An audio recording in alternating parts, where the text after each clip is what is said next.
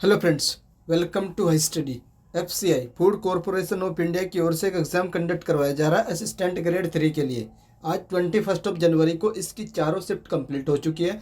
3 शिफ्टों की एनालिसिस मेरे द्वारा कर दी गई थी, सेपरेट भी कर दी गई थी और तीनों को कंबाइंड करके भी आप लोगों को मैंने वो सारे क्वेश्चन जीके के प्रोवाइड करवा दिए हैं। कैंडिडेट डिमांड कर रहे थे कि सर लास्ट शिफ्ट की भी एनालिसिस कर दीजिए, तो मैंने आप लोगों के लिए जो फोर्थ शिफ्ट हुई है आप लोगों की उसके भी क्वेश्चन कलेक्ट कर लिए हैं। और इस वीडियो में हम लोग जो आप लोगों की फोर्थ शिफ्ट हुई है उसमें जो जीके के 25 क्वेश्चन पूछे गए वो सारे मैं आप लोगों के साथ शेयर करने वाला हूँ। विद एक्स्ट्रा फैक्ट भी बताऊंगा आप लोगों को, जिससे जो आप लोगों का अपकमिंग शिफ्ट में एग्जाम होगा और फेज 2 वाले कैंडिडेट को फायदा होगा। तो चलिए देख लेते हैं एक एक करके जो क्वेश्चन आप लोगों के पूछे गए। सबसे फर्स्ट क्वेश्चन पूछा गया था आप लोगों को कैपिटल ऑफ मणिपुर की पूछी गई थी। तो मणिपुर की कैपिटल पूछी गई थी इम्फाल होती है। नॉर्थ ईस्टर्न स्टेट की कैपिटल मोस्ट इंपोर्टेंट होती है, आप लोगों को पूछनी याद रहनी चाहिए। और एक इससे पहले भी किसी एक शिफ्ट में ये नॉर्थ ईस्ट से रिलेटेड एक कैपिटल पूछी गई थी। उसके बाद नेक्स्ट देख लेते हैं, which of the following is not plant. तो पूछा था कि इनमें से कौन सा प्लांट की कैटेगरी में नहीं आता। तो ये आर्किया होता है, ये आप लोगों का प्लांट की कैटेगरी में नहीं आता है। उसके बाद नेक्स्ट क्वेश्चन पूछा गया था फुल फॉर्म से रिलेटेड, क्यूआर की फुल फॉर्म पूछी गई थी। तो क्यूआर की जो फुल फॉर्म होती है वो क्विक रिस्पॉन्स होती है। ये फुल फॉर्म वाली वीडियो से ही आया है जो मैंने आप लोगों को प्रोवाइड करवा रखी है 10 से 12 मिनट वाली। उसके बाद नेक्स्ट क्वेश्चन देख लेते हैं। आज एक क्वेश्चन आप लोगों को पॉलिटी से देखने को मिला है डेफिनेटली। तो जो क्वेश्चन आया था आप लोगों का, जो कॉन्स्टिट्यूशन ऑफ इंडिया जो भारत का संविधान है वो विद इफेक्ट यानी इफेक्ट में कब आया था। तो जो इफेक्ट में आया था आप लोगों का ये 26 जनवरी 1950 को विद इफेक्ट में आ गया था आप लोगों का जो कॉन्स्टिट्यूशन ऑफ इंडिया है। उसके बाद एक क्वेश्चन आप लोगों को जो मैंने दिसंबर की करंट अफेयर की वीडियो प्रोवाइड करवाई थी उसमें ये क्वेश्चन मैंने आप लोगों को करवाया था कि जो एक पहले है ये एक फुटबॉलर है, इनकी मतलब डेथ वही हुई थी। तो ये किस कंट्री को बिलोंग करते हैं। तो ये जो इनकी किस कंट्री को बिलोंग करते हैं, ब्राज़ील को बिलोंग करते हैं पहले।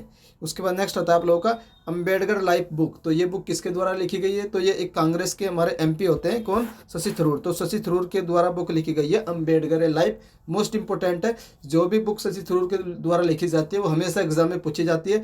एन एरा ऑफ डार्कनेस, कौन सी, एन एरा ऑफ डार्कनेस, ये भी किसकी बुक है, ये भी आप लोगों की शशि थरूर की बुक है। उसके बाद नेक्स्ट आता है आप लोगों का करंट टेक्सटाइल मिनिस्टर। पूछा गया था कि इस समय करंट में टेक्सटाइल मिनिस्टर कौन है। तो ये आप लोगों के पीयूष गोयल जी हैं जो करंट में टेक्सटाइल मिनिस्टर है। उसके बाद नेक्स्ट क्वेश्चन पूछा गया था, आप लोगों को 3-4 ऑप्शन दे रखे थे और उनमें से आप लोगों को ये बताना था कि इनमें से कौन सा पब्लिक एंटरप्राइजेज नहीं है। तो कौन सा सेंट्रल पब्लिक एंटरप्राइजेज नहीं है।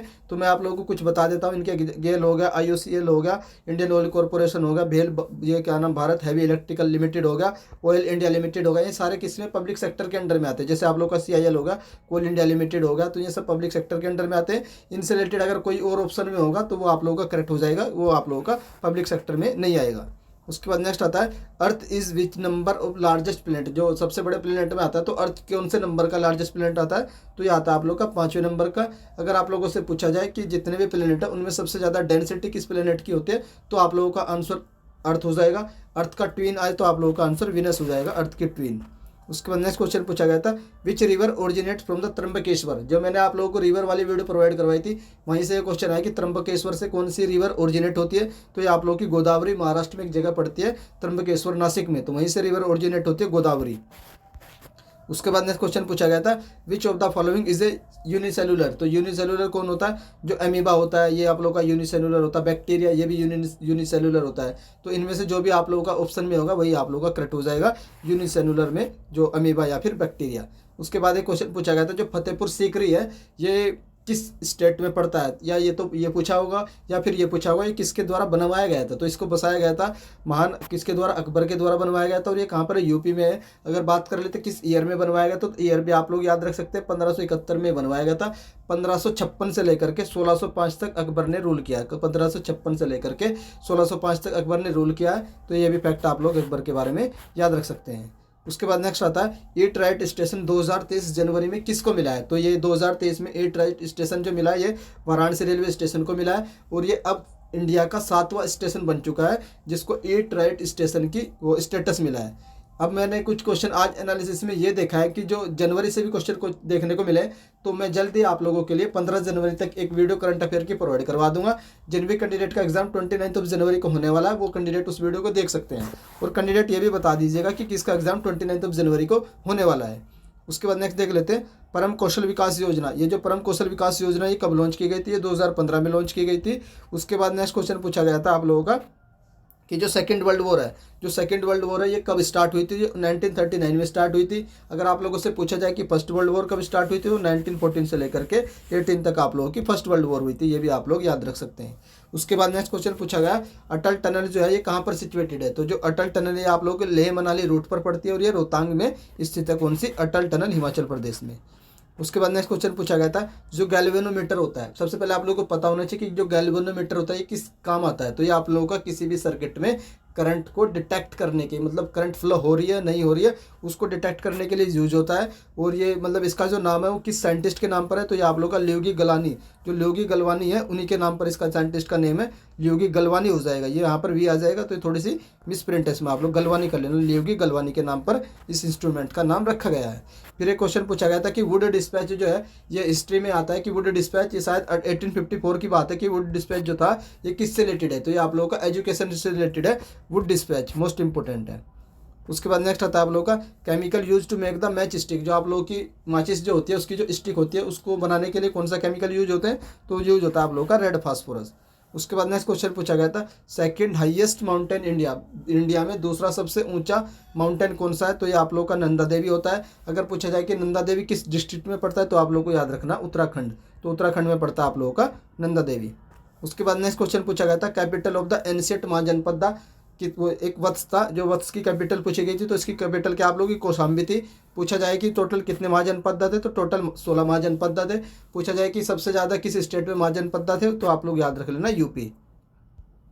उसके बाद नेक्स्ट क्वेश्चन पूछा गया था, दीनदयाल उपाध्याय अंत्योदय योजना ये किस ईयर में लॉन्च की गई थी। आप लोगों की 2014 में लॉन्च की गई थी। ये मैंने आप लोगों को योजना वाली एक वीडियो प्रोवाइड करवाई थी 20 से 22 मिनट की, उसमें आप लोगों की कवर कर रखी है मैंने सारी की सारी योजनाएं।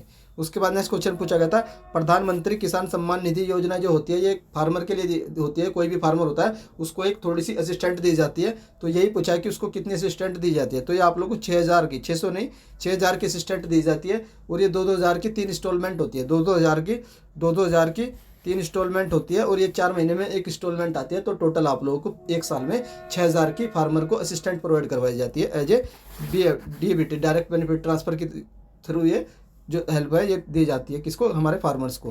और इसमें कोई भी फार्मर हो, ये रिलेटेड नहीं कि वो कैसा भी फार्मर हो, चाहे उस पर स्मॉल हो या लार्ज हो, तो सबको मिलती है असिस्टेंट। उसके बाद एक क्वेश्चन आप लोगों का EPF से रिलेटेड पूछा गया था। ये क्वेश्चन मुझे एग्जैक्ट नहीं पता चल पा रहा है कि क्या क्वेश्चन था। मैंने सोचा क्या गलत आप लोगों को करवाऊंगा, आप लोग बोलोगे कि सर ये इस तरीके से था। तो आप ही लोग इस क्वेश्चन को करेक्ट करके बता देना कि सर ये EPF वाला क्वेश्चन इस तरीके से पूछा गया था। तो फिर मैं आप लोगों को इसका करेक्ट आंसर PDF में प्रोवाइड करवा दूंगा। उसके बाद लास्ट क्वेश्चन आप लोगों से पूछा गया था कि जो एक सही फसल कैंपेन है ये किस मिनिस्ट्री के द्वारा लॉन्च किया गया था। तो ये सही फसल जो कैंपेन है ये आप लोगों का नेशनल वाटर मिशन के तहत मिनिस्ट्री ऑफ जल शक्ति के द्वारा लॉन्च किया गया है। अगर आप लोगों से पूछे कि मिनिस्टर ऑफ जल शक्ति इस समय कौन है, तो गजेंद्र सिंह शेखावत इस मिनिस्ट्री ऑफ जल शक्ति के मिनिस्टर है। तो ये 25 क्वेश्चन थे जो आप लोगों की लास्ट शिफ्ट थी आप लोगों की 21 जनवरी की, उसमें पूछे गए थे। सारे मैंने आप लोगों के साथ डिस्कस कर दिए हैं। अगर अभी भी कोई भी क्वेश्चन ऐसा है जो इसमें आप लोगों को लगता है कि सर इस क्वेश्चन में ये एरर है, तो वो एरर आप लोग कमेंट बॉक्स में करेक्ट कर देना। बाकी जब मैं आप लोगों को PDF प्रोवाइड करवाऊंगा वहाँ मैं आप लोगों को करेक्ट करके प्रोवाइड करवा दूंगा। बस यही आप लोगों की एनालिसिस थी। अगर आप लोगों को मेरे द्वारा की गई एनालिसिस आज की पसंद आई है तो आप प्लीज़ वीडियो को लाइक कर सकते हैं।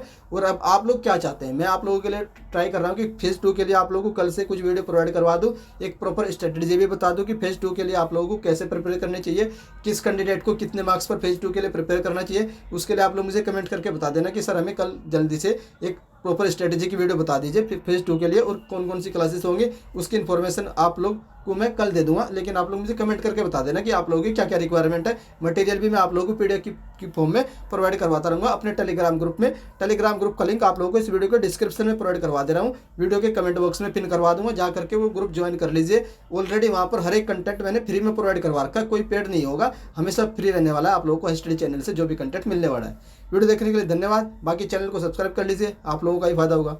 Thank you.